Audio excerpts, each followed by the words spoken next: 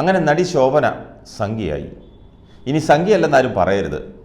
Shobhana BJP സ്ഥാനാർത്ഥികൾക്കായി പ്രചരണത്തിന് ഇറങ്ങിക്കഴിഞ്ഞു. തിരുവനന്തപുരം ലോക്സഭാ മണ്ഡലത്തിലെ BJP സ്ഥാനാർത്ഥി രാജീവ് ചന്ദ്രശേഖറിനൊപ്പം വാർത്താസമ്മേളനത്തിൽ പങ്കെടുത്തുകൊണ്ടാണ് ശോഭന രംഗപ്രവേശനം ചെയ്തത്. ഇന്നലെ തിരുവനന്തപുരം മണ്ഡലത്തിലെ വിവിധ തെരഞ്ഞെടുപ്പ് യോഗങ്ങളിലും റോഡ് ഷോയിലും പങ്കെടുത്തു.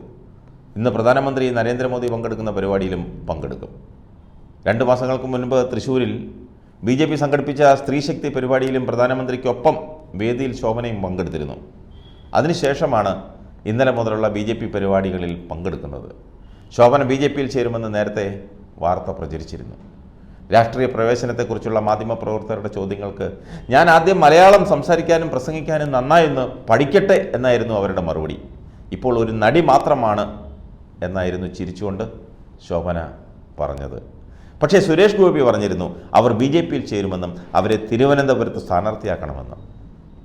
ഇവർ BJPയിലെത്താൻ കാരണം സുരേഷ് ഗോപിയുടെ ഇടപെടലാണ്.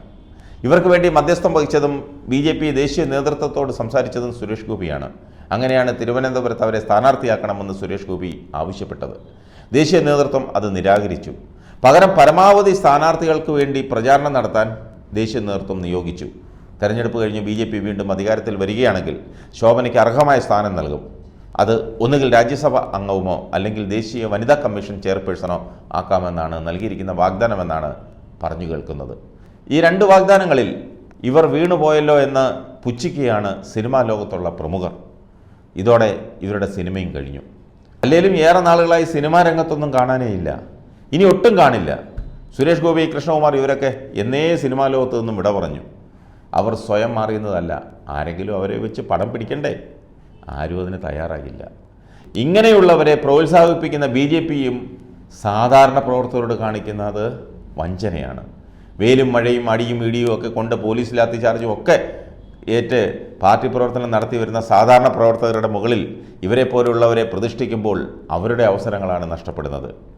ഇവരൊക്കെ ജീവിതകാലം മുഴുവൻ സിനിമയും ഡാൻസും ഒക്കെയായി നടന്ന് കോടികൾ വാരിക്കൂട്ടിയതിനു ശേഷം അതിൽ അവസരങ്ങൾ നഷ്ടപ്പെടുമ്പോൾ ശിഷ്ടകാലം സൂഹിക്കാനും പേരെടുക്കാനും ഇതുപോലെയുള്ള പാർട്ടികളിൽ ചേരും.